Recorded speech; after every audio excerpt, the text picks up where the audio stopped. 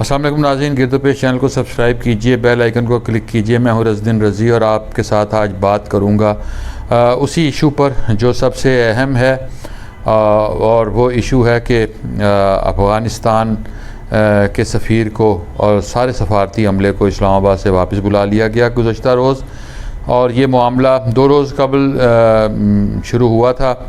اور 2 روز قبل افغانستان کے سفیر کی صاحبزادی ان کے اغوا کی خبریں آئی تھیں، مبینہ اغوا کی، پھر اس کے بعد سوشل میڈیا پر کچھ تصاویر وائرل ہوتی رہیں، پھر یہ کہا گیا کہ وہ تصاویر جو تھیں وہ انڈیا کی جانب سے وائرل کی گئی تھیں، وہ ان کی تصویریں نہیں تھیں۔ آخر سفیر نے اپنی بیٹی کی تصویر کو خود فیس بک پر ٹویٹر کے ذریعے انہوں نے وہ تصویر لگائی اور بتایا کہ میری یہ بیٹی ہے، اور مجھے یہ تصویر اس لیے لگانی پڑ رہی ہے تاکہ لوگوں کو پتہ چل جائے کہ غلط تصویریں کیوں پھیلائی جا رہی ہیں۔ شیخ رشید صاحب نے کہا کہ یہ غلط تصویریں جو ہیں یہ بھارت کی جانب سے پھیلائی گئیں۔ بھارت کے یقیناً بہت سے مفادات ہیں، اور طالبان جب ہمارے سرحدوں تک پہنچ گئے ہیں، طالبان جب آپ کے چمن تک پہنچ چکے ہیں، سپن بدلک میں لڑائی ہو رہی ہے، اور وہاں کی لڑائی کے بارے میں متضاد اطلاعات روزانہ آتی ہیں۔ کبھی کہا جاتا ہے کہ پاکستان کی جانب سے اس لڑائی پر پاکستان نے اپنی فضائیہ کو استعمال کیا، کبھی یہ کہا جاتا ہے کہ مقامی لوگ مزاحمت کر رہے ہیں، لیکن یہ ایک حقیقت ہے کہ افغانستان کے جو بھی قوتیں ہیں، جس حالت میں افغانستان کو چھوڑ دیا گیا امریکہ کی جانب سے، اس کے بعد طالبان بہت سے علاقوں پر قبضہ کر چکے ہیں۔ اشرف غنی صاحب اس وقت جس صورتحال سے دوچار ہیں، اشرف غنی بنیادی طور پر امریکہ کے کٹ پتلی تھے، اور کٹ پتلیوں کا انجام یہی ہوتا ہے کہ جب معاملات ہاتھ سے نکل جائیں تو پھر کٹ پتلیوں کی کوئی حیثیت نہیں رہ جاتی۔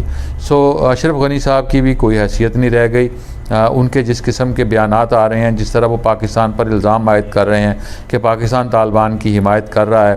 اس سے یہ ظاہر آتا ہے کہ ان کا اپنی چیزوں پر خود کنٹرول باقی نہیں رہا۔ اگر وہ ایک منتخب صدر ہیں اور اگر وہ عوام کی حمایت سے منتخب ہوئے ہیں تو پھر انہیں پریشان نہیں ہونا چاہیے۔ طالبان نے اگر یہ سارا کچھ کنٹرول کر لیا ہے، پاکستان تو یہ کہتا ہے کہ پاکستان جو ہے وہ طالبان کی اس میں مداخلت نہیں کر رہا، لیکن لوگ کہتے ہیں، بہت سارے ممالک کہتے ہیں کہ اس کے پیچھے پاکستان کی سپورٹ انہیں حاصل ہے، اور طالبان جو ہیں وہ پاکستان دوست طالبان ہیں۔ طالبان ہوتے ہیں، دوست یا دشمن نہیں ہوتے، طالبان ہوتے ہیں۔ ہم نے پہلے بھی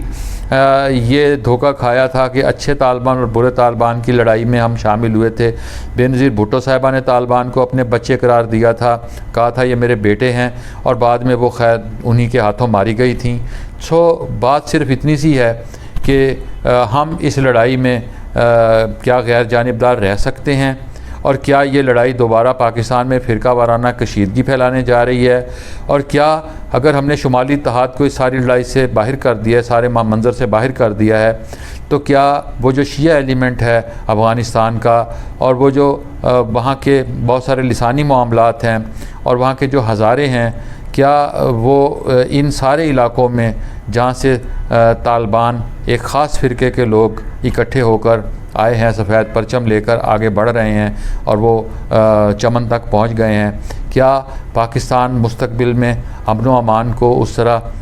آگے بڑھا سکے گا جو پاکستان کی خواہش ہے؟ اور پاکستان کے دراصل افغانستان ایک اسٹریٹجک پوائنٹ ہے۔ افغانستان کا مسئلہ یہ ہے کہ افغانستان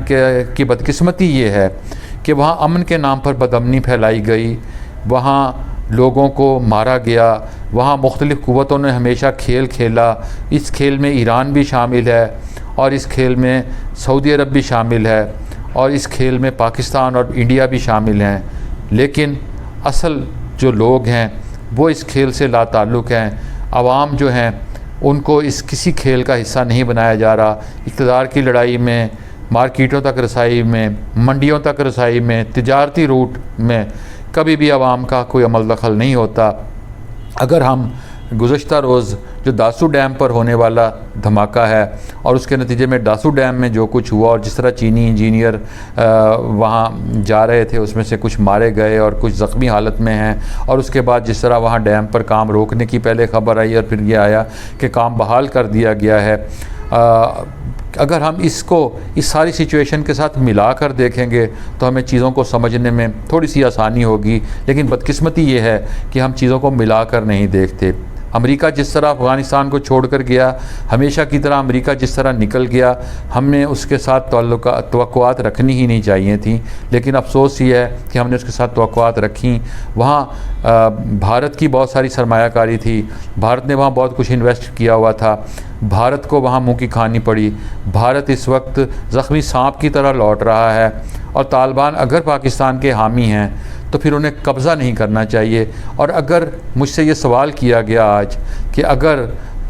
ایک کٹ پتلی وہاں سے امریکہ جو ہے کسی اور کو لانا چاہ رہا ہے، اور اگر امریکہ کی سپورٹ طالبان کو حاصل ہے اور امریکہ عوام کو لانا چاہ رہا ہے اور عوامی نمائندوں کو لانا چاہ رہا ہے، اور اس نے اشرف غنی کی سرپرستی ختم کر دی ہے جس کے بعد وہ بے دست و پا ہو گئے ہیں،